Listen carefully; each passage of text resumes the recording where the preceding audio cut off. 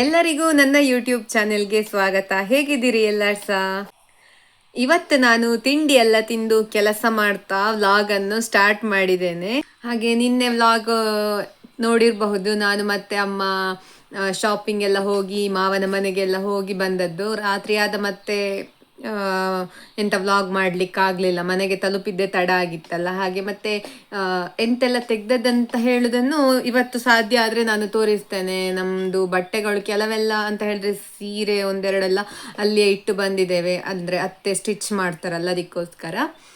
ಹಾಗೆ ಮತ್ತೆ ಇವತ್ತು ಮನೆಗೊಂದಿಬ್ರು ಮಕ್ಕಳು ಬಂದಿದ್ದಾರೆ, ತೋರಿಸ್ತೇನೆ ನೋಡಿ. ಕೆಲವರಿಗೆಲ್ಲ ನೆನಪಿರಬಹುದು, ಮೊನ್ನೆ ಒಬ್ಬ ಆದೀಶ್ ಅಂತ ಬಂದಿದ್ದಲ್ವ ತುಪ್ಪ ತೆಕ್ಕೊಂಡು ಹೋಗ್ಲಿಕ್ಕೆ. ಇದು ಅವನ ತಂಗಿ ಆಯ್ತಾ. ಮತ್ತೆ ಜೊತೆಯಲ್ಲಿರೋದು ಅವರ ಪಕ್ಕದ ಮನೆಯವಳು. ಅವರೆಲ್ಲ ನಮ್ಮ ಮನೆಗೆ ಬಂದರೆ ಹಸು ನೋಡಲಿಕ್ಕೆ ಇಷ್ಟ ಅವರಿಗೆ. ನಮ್ಮ ಭಾಗದಲ್ಲಿ ಎಲ್ಲ ಈಗ ತುಂಬ ಕಡಿಮೆ ಹಸು ಸಾಕುವವರೆಲ್ಲ ಯಾರೂ ಇಲ್ಲ. ಹಾಗೆ ನಮ್ಮ ಮನೆಗೆ ಬಂದರೆ ಹಟ್ಟಿಯ ಹತ್ರ ಹೋಗಿ ಅಲ್ಲಿ ಎಲ್ಲ ಸ್ವಲ್ಪ ಸಮಯ ಕಳೆದು ಮತ್ತೆ ನಮ್ಮ ಹತ್ರ ಮಾತಾಡಿ ಎಲ್ಲ ಹೋಗುವಂಥದ್ದು. ಇಲ್ಲಿ ಎಂಥದೋ ಆಟ ಆಡ್ತಾ ಇದ್ರು ಅವರು, ಅಲ್ಲಿ ಹೋಗಿ ಹಸುವನ್ನು ಮುಟ್ಟಿ ಬರುದಂತೆ ಅಂತೆಲ್ಲ ಆಟ ಆಡ್ತಾ ಇದ್ರು ಅವರ ಪಾಡಿಗೆ.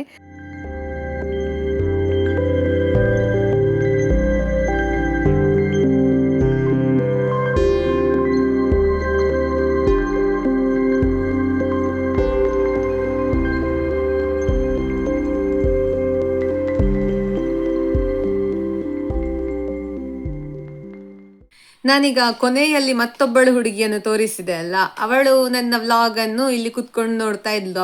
ಅವಳು ಇವತ್ತು ವ್ಲಾಗ್ ನೋಡ್ತಾ ಇರೋದಂತೆ. ಮಲ್ಲಿ ಒಂದೊಂದ್ಸಲ ನನ್ನ ವ್ಲಾಗ್ ಅನ್ನು, ಅದು ವ್ಲಾಗ್ ಇದ್ದು ಲಿಂಕ್ ಅನ್ನು ಸ್ಟೇಟಸ್ ಹಾಕ್ತಾಳೆ. ಹಾಗೆ ಆ ಲಿಂಕ್ ಅನ್ನು ಮಾತ್ರ ಇವಳು ನೋಡ್ತಾ ಇದ್ಲಂತೆ, ಬೇರೆ ಯಾವ್ದು ಅವಳಿಗೆ ಗೊತ್ತಿರ್ಲಿಲ್ಲಂತೆ ಬರ್ತಾ ಇತ್ತಂತ. ಹಾಗೆ ಇಲ್ಲಿ ಕುತ್ಕೊಂಡು ನೋಡ್ತಾ ಇದ್ಲು. ಹಾಗೆ ನನ್ನ ವಿಡಿಯೋಗಳು ತುಂಬಾ ಜನ ನೋಡ್ತಾರೆ ಅಂತ ಹೇಳುವಾಗ ಖುಷಿ ಆಗ್ತದೆ. ಅದರ ಜೊತೆಗೆ ಒಬ್ಳು ಪುಟ್ಟ ವಿವರ್ ಕೂಡ ಇದ್ದಾಳೆ ನನ್ನ ವಿಡಿಯೋಗೆ. ನನ್ನ ಅತ್ತಿಗೆಯ ಮಗಳು, ನಿಮಗೆ ಗೊತ್ತಿರಬಹುದು, ನಾನು ಕೇರಳಕ್ಕೆ ಹೋದ ಒಂದು ವ್ಲಾಗ್ ಹಾಕಿದ್ದೆಲ್ಲ, ಅದರಲ್ಲಿ ಮೊದಲ ಬಾರಿ ನನ್ನ ಕೈಯಿಂದ ಮದರಂಗಿ ಹಾಕಿಸಿಕೊಂಡಂತಹ ಹುಡುಗಿ ನನ್ನ ಅತ್ತಿಗೆಯ ಮಗಳವಳು. ಅವಳು ಕೂಡ ಅಷ್ಟೇ ತುಂಬ ಕುತೂಹಲದಿಂದ ವಿಡಿಯೋ ನೋಡ್ತಾಳೆ ಆಯ್ತಾ. ನನ್ನ ಅತ್ತಿಗೆ ವಿಡಿಯೋ ಕಳಿಸಿದ್ರು, ನಾನು ಆದರೆ ಸೈಡಲ್ಲಿ ಇಲ್ಲಿ ಹಾಕ್ತೇನೆ ಆಯ್ತಾ ವಿಡಿಯೋ ನೋಡಿ.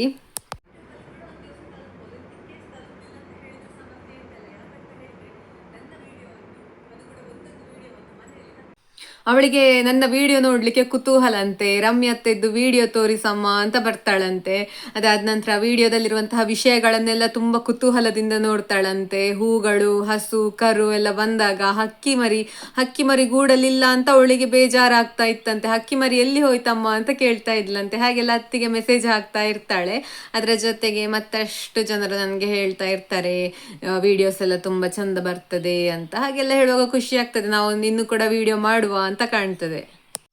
ಇವತ್ತು ನಮಗೆ ತೊಂಡೆಕಾಯ್ದು ಹುಳಿಮೆಣಸಿನ ಸಾಂಬಾರು ಆಯ್ತಾ. ನಮ್ಮ ಹವ್ಯಕ ಶೈಲಿಯ ಅಡುಗೆಯಲ್ಲಿ ಇದು ಕೂಡ ಒಂದು ಸ್ಪೆಷಲ್ ಅಂತ ಹೇಳಬಹುದು.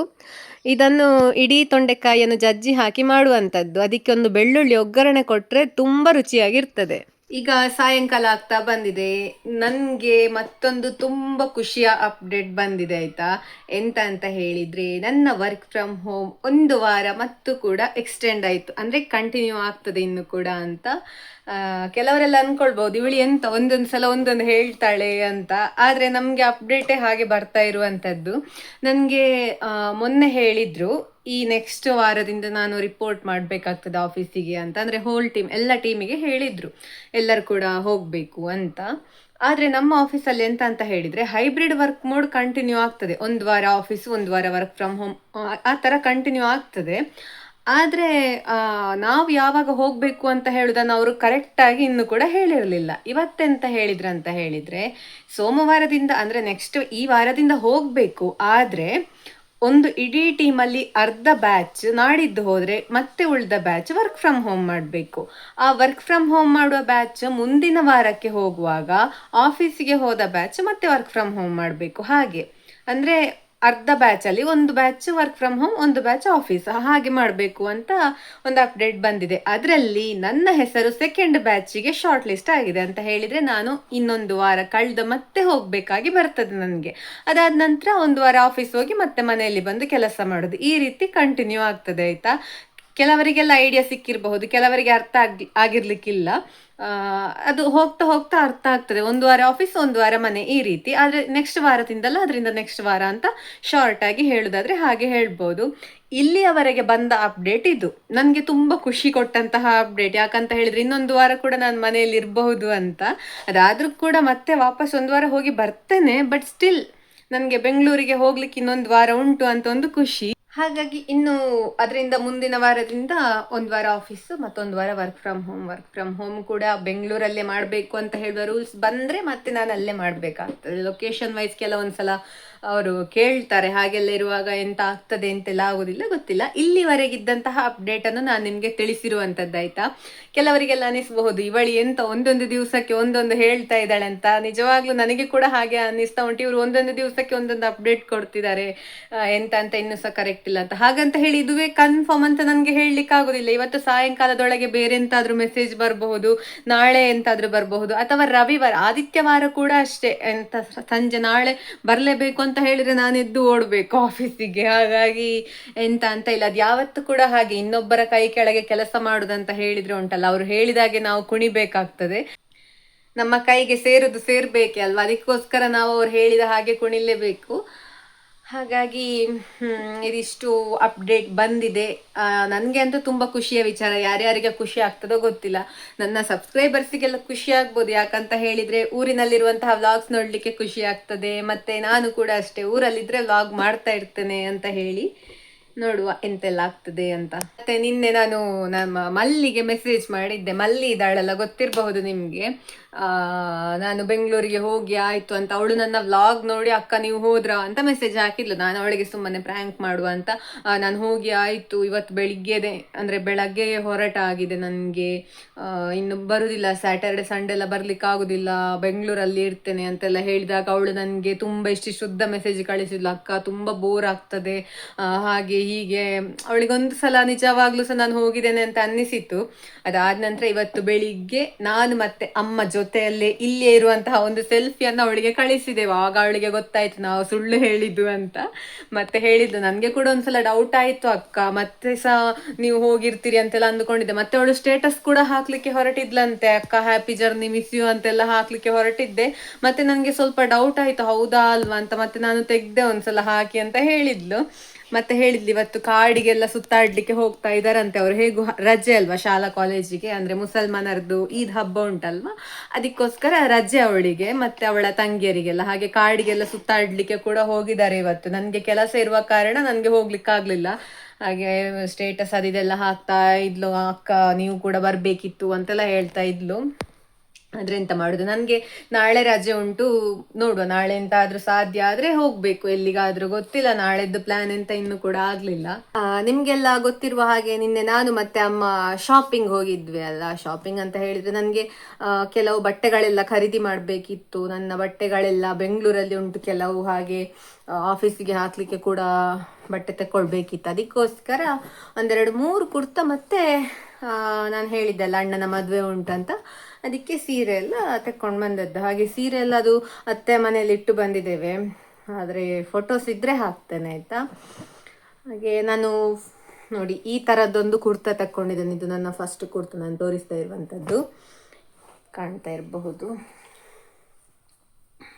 ಒಂಥರ ಈ ಪ್ಯಾಟರ್ನ್ ನನಗೆ ಇಷ್ಟ ಆಯಿತು, ಇದರದ್ದು ಡಿಸೈನ್. ಇಲ್ಲಿ ನೆಕ್ಕಲ್ಲಿ ಒಂಥರ ವೈ ಶೇಪಲ್ಲಿ ಬಂದಿದೆ ಅಲ್ಲ, ಇದು ನನಗೆ ಇಷ್ಟ ಆಯಿತು. ಹಾಗೆ ಇದನ್ನು ತಕ್ಕೊಂಡದ್ದು ನಾನು.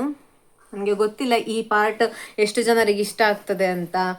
ಹುಡುಗಿಯರಾದರೆ ತುಂಬ ಕುತೂಹಲದಿಂದ ಇಷ್ಟಪಟ್ಟು ನೋಡ್ತಾರಂತ ಅಂದ್ಕೊಳ್ತೇನೆ. ಇದು ಕಲರ್ ಮತ್ತು ಡಿಸೈನ್ ಎಲ್ಲ ನನಗೆ ತುಂಬ ಇಷ್ಟ ಆಯ್ತಂತ ಈ ಕುರ್ತಾ ತೆಕ್ಕೊಂಡದ್ದು ನಾನು. ಅದಾದ ನಂತರ ಮತ್ತೊಂದೆರಡು ಚೂಡಿದಾರವೇ ತೆಕ್ಕೊಂಡೆ. ನನಗೆ ಆಫೀಸಿಗೆಲ್ಲ ಹಾಕಲಿಕ್ಕೆ ಚೂಡಿದಾರವೇ ಇಷ್ಟ ಆಗೋದು, ಖುಷಿ ಆಗೋದಂತ. ಒಂದು ಬ್ಲ್ಯಾಕ್ ಕಲರ್ ಇದ್ದು, ಮತ್ತು ಅದಕ್ಕೆ ಬಿಳಿ ಬಣ್ಣದ ಪ್ಯಾಂಟ್ ಮತ್ತು ಶಾಲ್ ಬರುವಂಥದ್ದು ಈ ಥರದ್ದು. ಇದಕ್ಕೆ ಬಿಳಿ ಬಣ್ಣದ ಪ್ಯಾಂಟ್ ಮತ್ತು ಶಾಲ್ ಬರುವಂಥದ್ದು. ಇದು ಪ್ಯಾಂಟ್, ಅದರದ್ದು ಒಂಥರ ಡಿಸೈನ್ ಇಷ್ಟ ಆಯಿತು ನನಗೆ. ಹಾಗೆ ಇದು ಶಾಲ್. ಮತ್ತೊಂದು ಅಮ್ಮನಿಗೆ ಇಷ್ಟ ಆಯಿತು. ಇದು ಅಮ್ಮನಿಗೊಂಥರ ಅಂತ ಹೇಳಿದರೆ ನನಗೆ ತೆಕ್ಕೊಂಡದ್ದು, ಆದರೆ ಅಮ್ಮ ಸೆಲೆಕ್ಟ್ ಮಾಡಿದ್ದು ಈ ಟಾಪ್. ಒಂಥರ ಆಕಾಶ ನೀಲಿ ಬಣ್ಣ ಕಾಣ್ತಾ ಇರಬಹುದು ನಿಮಗೆ. ಇದು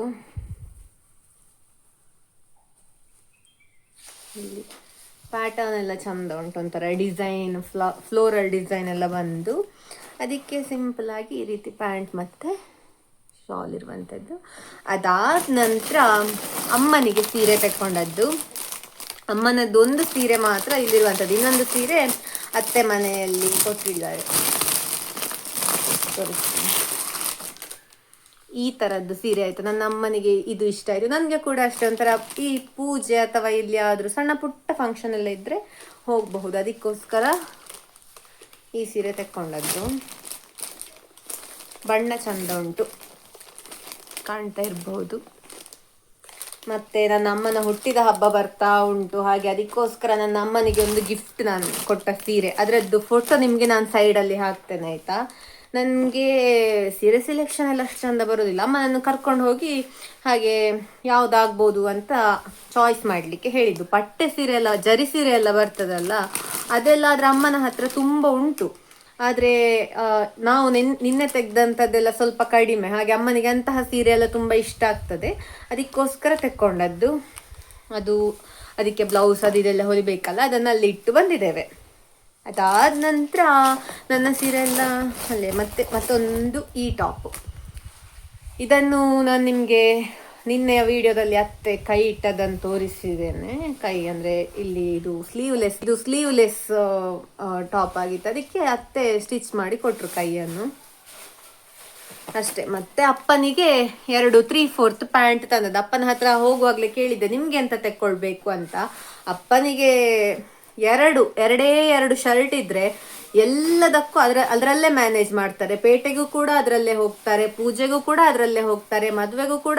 ಅದು ನನ್ನ ಅಪ್ಪ ಅಂತ ಅಲ್ಲ, ಗಂಡಸರೆಲ್ಲರೂ ಕೂಡ ಬಹುಶಃ ಹಾಗೆ ಅಂತ ಅಂದುಕೊಳ್ತೇನೆ ನಾನು. 1-2 ಶರ್ಟ್ ಇದ್ರೂ ಅವ್ರು ಮ್ಯಾನೇಜ್ ಮಾಡ್ತಾರೆ. ಆದರೆ ನಮಗೆ ಹಾಗಲ್ಲ, ಒಂದು ಸಲ ಹಾಕಿದನ್ನು ಮತ್ತೆ ರಿಪೀಟ್ ಆಗಿ ಹಾಕ್ಲಿಕ್ಕೆ ಆಗುದಿಲ್ಲ. ಯಾರ್ಯಾರು ಎಂತೆಲ್ಲ ಹೇಳ್ತಾರೆ, ಅವರಿಗೆ ಅದೊಂದೇ ಬಟ್ಟೆ ಇರುದಾ ಅಂತ ಹೀಗೆಲ್ಲ ಹೆಂಗಸರ ಜಡ್ಜ್ಮೆಂಟ್ ಎಲ್ಲ ಗೊತ್ತಿರುವುದಿಲ್ಲ ಕೆಲವರಿಗೆಲ್ಲ. ಆದರೆ ಕೆಲವರಿಗೆಲ್ಲ ಅರ್ಥ ಆಗ್ಬೋದಲ್ವಾ. ಹಾಗಾಗಿ ಇದಿಷ್ಟು ನಾವು ಪರ್ಚೇಸ್ ಮಾಡಿರುವಂಥದ್ದು. ನನ್ನ ಸೀರೆಯನ್ನು ನಾನು ಡೈರೆಕ್ಟ್ ಆಗಿ ತೋರಿಸುವುದಿಲ್ಲ ನಿಮಗೆ ಅಂತ ಹೇಳಿದರೆ, ಯಾವ್ದು ತೆಕ್ಕೊಂಡದ್ದಂತ ತೋರಿಸುವುದಿಲ್ಲ. ನಾನು 2-3 ಸೆಲೆಕ್ಟ್ ಮಾಡಿದ್ದನ್ನು ಫೋಟೋ ತೆಗೆದಿಟ್ಟಿದ್ದೆ, ಅದರಲ್ಲಿ ಬೆಸ್ಟ್ ಅಂತ ಅನ್ನಿಸಿದ್ದನ್ನು ನಾನು ತೆಕ್ಕೊಂಡದ್ದು. ಹಾಗೆ ಆ ಫೋಟೋಗಳನ್ನು ಹಾಕ್ತೇನೆ ನಿಮಗೆ. ಅದರಲ್ಲಿ ನಾನು ಯಾವ ಸೀರೆ ತೆಕ್ಕೊಂಡಿದ್ದೆ ಅಂತ ಹೇಳುವುದನ್ನು ನೀವು ಗೆಸ್ ಮಾಡೋದಿದ್ರೆ ಮಾಡಿಕೊಳ್ಳಿ, ಯಾವುದು ಚಂದ ಕಾಣ್ತದೆ, ಯಾವುದು ತೆಕ್ಕೊಂಡಿದ್ದೆ ಅಂತ ಹೇಳುವುದನ್ನು ಗೆಸ್ ಮಾಡಬಹುದು. ನಾನು ಉಟ್ಟ ನಂತರ ನಿಮಗೆ ಅದನ್ನು ತೋರಿಸ್ತೇನೆ, ಅದೊಂದು ಸಸ್ಪೆನ್ಸ್ ಆಯ್ತಾ. ಮತ್ತೆ ಬೇರೆ ಸಿಪ್ಪೆಲ್ಲ ಹಾಕಿ ಆಯ್ತು ಅಷ್ಟೇ. ಅಪ್ಪನಿಗೊಂದೆರಡು 3/4 ತಗೊಂಡದ್ದು, ಮತ್ತೆ ಅಮ್ಮನಿಗೆ 1-2 ಸೀರೆ, ನನಗೊಂದು ಸೀರೆ, ಮತ್ತೆ 2-3 ಕುರ್ತಾ ಅಷ್ಟೇ. ಅಲ್ಲಿಗೆ ನಮ್ಮ ಶಾಪಿಂಗ್ ನಿನ್ನೆಗೆ ಮುಗ್ದಿದೆ. ಮತ್ತೆ ಬೇರೆ ಎಂತ ತೆಕ್ಕೊಳ್ಳಿಕ್ಕೆ ಹೋಗಲಿಲ್ಲ. ಮತ್ತೆಂತಾದ್ರೂ ಎಕ್ಸ್ಟ್ರಾ ಎಂತಾದ್ರೂ ಇದ್ದರೆ ಮತ್ತೆ ಬೆಂಗಳೂರಲ್ಲೆಲ್ಲ ಹೋಗಿ ತಕ್ಕೊಳ್ಬೋದು. ಅಂದರೆ ಅಣ್ಣನ ಮದುವೆ ಮತ್ತು ನಮ್ಮಲ್ಲಿ ಮದುವೆದ್ದು 2 ಕಾರ್ಯಕ್ರಮ ಇರ್ತದೆ ನಮ್ಮ ಹವ್ಯಕ ಬ್ರಾಹ್ಮಣ ಸಂಪ್ರದಾಯದಲ್ಲಿ. ಹಾಗೆ ಅದಕ್ಕೆ 2 ಬಟ್ಟೆಗಳಾಗಬೇಕಿತ್ತು. ನಾನು ಒಂದೇ ತೆಕ್ಕೊಂಡದ್ದು. ಮುಂದೆ ನೋಡುವ, ಯಾವಾಗಾದರೂ ತೆಕ್ಕೊಳ್ಳೋ, ಆನ್ಲೈನ್ ಅಥವಾ ಆಫ್ಲೈನೇ ಹೋಗಿ ತೆಕ್ಕೊಳ್ಳೋದು ಗೊತ್ತಿಲ್ಲ ನನಗೆ ಅಂತ. ಹಾಗೆ ಇದಿಷ್ಟು ನನ್ನ ಶಾಪಿಂಗ್ ಇದ್ದಾಗಿತ್ತು. ಪುಟ್ಟದಾಗಿರುವಂಥದ್ದು, ಕ್ಲಿಯರ್ ಆಗಿಲ್ಲ ಅಂತ ತೋರಿಸಲಿಲ್ಲ. ಜಸ್ಟ್ ನಾನು ತೋರಿಸ್ತೇನೆ ಅಂತ ನಿಮಗೆ ಮಾತು ಕೊಟ್ಟಿದ್ದೇನೆ, ಅದಕ್ಕೋಸ್ಕರ ಇದನ್ನು ತೋರಿಸ್ತಾ ಇರುವಂಥದ್ದು ನಾನೀಗ. ಅಜ್ಜಿ ಬುಡ್ಕ ಗಿಡಗಳಲ್ಲಿ ಒಂದಷ್ಟು ಹಣ್ಣಾಗಿದೆ ಆಯ್ತು, ಅದನ್ನೆಲ್ಲ ತಿನ್ನುವ ಅಂತ ಬಂದದ್ದು ನಾನು. ಹೇಗೂ ಸಾಯಂಕಾಲ ಆಗಿದೆ, ಲಾಗೌಟ್ ಎಲ್ಲ ಆಯಿತು.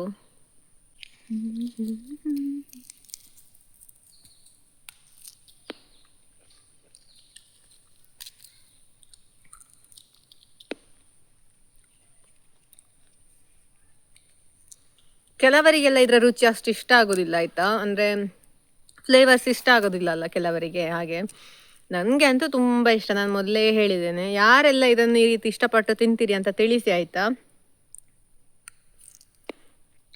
ಇದು ಕಳೆಗಿಡವೇ ನಿಜ, ಆದರೆ ಆರೋಗ್ಯದ ಅಂಶ ಕೂಡ ಇದರಲ್ಲಿ ಅಷ್ಟೇ ಉಂಟು.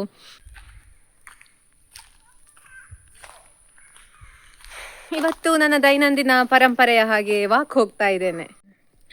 ಈಗ ನನ್ನ ವಾಯುವಿಹಾರಕ್ಕೆ ಬಂದಿದ್ದೇನೆ. ಅಲ್ಲಿ ಅಮ್ಮ ಹೂ ಗಿಡಗಳಿಗೆ ನೀರು ಬಿಡ್ತಾ ಇದ್ದಾರೆ. ಇವತ್ತಿನ ಮಲ್ಲಿಗೆ ಕೊಯ್ಯುವ ಕಾರ್ಯಕ್ರಮ ಕೂಡ ಆಗಿದೆ ಕಾಣ್ತದೆ. ನಾನು ಕೆಲಸ ಎಲ್ಲ ಮಾಡಿ ಬಂದೆ. ಇನ್ನೂ ಹೇಗಿದ್ರು 1-2 ದಿವಸ ನೆಮ್ಮದಿ, ಪೀಸ್ಫುಲ್ ಆಗಿರ್ತದೆ ಅಲ್ಲ. ನನಗೆ ಇಲ್ಲದಿದ್ದರೆ, ಒಂದು ವೇಳೆ ನಾನು ನಾಳೆ ಹೋಗಬೇಕು ಅಂತ ಇರ್ತಿದ್ರೆ, ಈಗಿನ ಪ್ರಸ್ತುತ ಸನ್ನಿವೇಶ ತುಂಬ ಬದಲಾಗಿರ್ತಾ ಇತ್ತು. ನನಗೆ ಅದೇ ತಲೆಯಲ್ಲಿ ನಾಳೆ ಹೋಗಬೇಕು ರಾತ್ರಿ ಅಂತೆಲ್ಲ ಇತ್ತು. ಆದರೆ ಇನ್ನೊಂದು ವಾರ ನೆಮ್ಮದಿಯಲ್ಲಿರಬಹುದು. ನೋಡಿ ನನಗೆ ನಿರೀಕ್ಷೆ ಮಾಡದೆ ನನ್ನ ಎದುರು 3 ಜನ ಬಂದ್ರು ಗೊತ್ತುಂಟಾ. ನಾನು ಆಗ ಹೇಳಿದ್ದೆ ಅಲ್ಲ ಅವರೆಲ್ಲ ಗುಡ್ಡಕ್ಕೆಲ್ಲ ಹೋಗಿದ್ದಾರೆ ಅಂತ. ಈಗೆಲ್ಲ ಸುತ್ತಾಡಿ ಸುತ್ತಾಡಿ ಈಗ ಕೊನೆಗೆ ಮನೆಗೆ ಬರ್ತಾ ಇದ್ದಾರೆ ಕಾಣ್ತದೆ ಅಲ್ವಾ. ಓ ಅಚ್ಚು ಎಲ್ಲಿ ಇವಳನ್ನು ಗೊತ್ತುಂಟ ನಿಮಗೆ? ತುಂಬಾ ಸಮಯಗಳ ನಂತರ ಬರ್ತಾ ಇದೆಯಲ್ಲ ಅದಕ್ಕೆ ಕೇಳಿದ್ದು. ಅವರಿಗೆಲ್ಲ ಪರಿಚಯ ಉಂಟಾ ಇಲ್ವಾ ಗೊತ್ತಿಲ್ಲ. ಮಲ್ಲಿ ಹೂವೆಲ್ಲ ಮುಡ್ದಿದ್ದಿ. ಹೇಗಿತ್ತು ಕಾಡಿನ ಇದು ಅನುಭವ ಹೇಳು, ಹೇಗಾಗಿತ್ತು?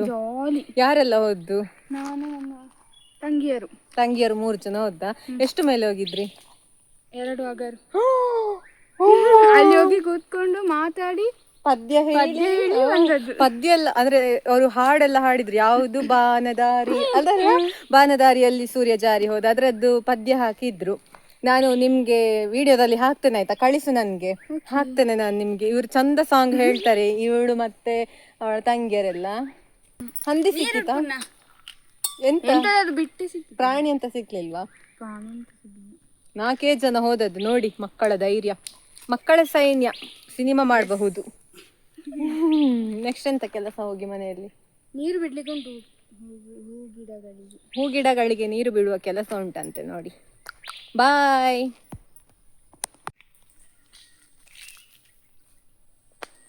ಹೋದ್ರು ಅವರು ಕೂಡ ತುಂಬ ಹೊತ್ತು. ನಾನು ವಿಡಿಯೋದಲ್ಲಿ ಬಾಯ್ ಹೇಳಿದ ನಂತರ ಮತ್ತೆ ಎಂಥದ್ದು ಹೀಗೆ ವಿಷಯ ನೆನಪಾಯ್ತು ಅಂತ ಮಾತಾಡಿ ಈಗ ಒಂದು ಅರ್ಧ ಗಂಟೆ ಆಯ್ತಾ ಅಂತ ಗೊತ್ತಿಲ್ಲ ನನಗೆ. ಅಂದರೆ ನಾನು ಆಫೀಸಿಗೆ ಹೋಗುವ ವಿಚಾರವನ್ನು ಹೇಳುವಾಗ ಅವಳಿಗೆ ನಂಬಿಕೆ ಬರುವುದಿಲ್ಲ. ಯಾಕಂತ ಹೇಳಿದರೆ ದಿನಕ್ಕೊಂದು ಸಲ ಮಾತು ಬದಲಾಯಿಸ್ತಾ ಇದ್ದೀರಿ ನೀವು ಅಂತ ಹೇಳುವ ಹಾಗಿತ್ತು ಅವಳ ಒಂದು ಎಕ್ಸ್ಪ್ರೆಷನ್. ಯಾರಿಗಾದ್ರೂ ಹಾಗೆ ಅನ್ನಿಸಬಹುದು, ನಮಗೆ ಬರುವಂತಹ ಮೆಸೇಜೇ ಹಾಗೆ ಉಂಟು. ಇಲ್ಲ ನೀವು ಸುಳ್ಳು ಹೇಳುದು, ಇನ್ನೊಂದು ವಾರ ಇರಲಿಕ್ಕಿಲ್ಲ, ನಾಡಿದ್ದು ಹೋಗ್ತೀರಿ ಕಾಣ್ತದೆ ಅಂತ ಹೇಳಿದ್ಲು. ಇಲ್ಲವಾ, ನಿಜವಾಗ್ಲೂ ಕೂಡ ಪ್ರಾಮಿಸ್ ಅಂತ, ಮಕ್ಕಳಿಗೆಲ್ಲ ಹಾಗೆ ಪ್ರಾಮಿಸ್ ಅಂತ ಹೇಳಿದ ಕೂಡಲೇ ಅವರಿಗೆ ಧೈರ್ಯ ನಂಬಿಕೆ ಬರುದಲ್ಲ. ಹಾಗೆ ಹೇಳಿದ ಕೂಡಲೇ ಮತ್ತೆ ಆಯ್ತು ಹಾಗಾದ್ರೆ ಖುಷಿಯೇ ನನಗೆ ಅಂತ ಹೇಳಿದ್ಲು.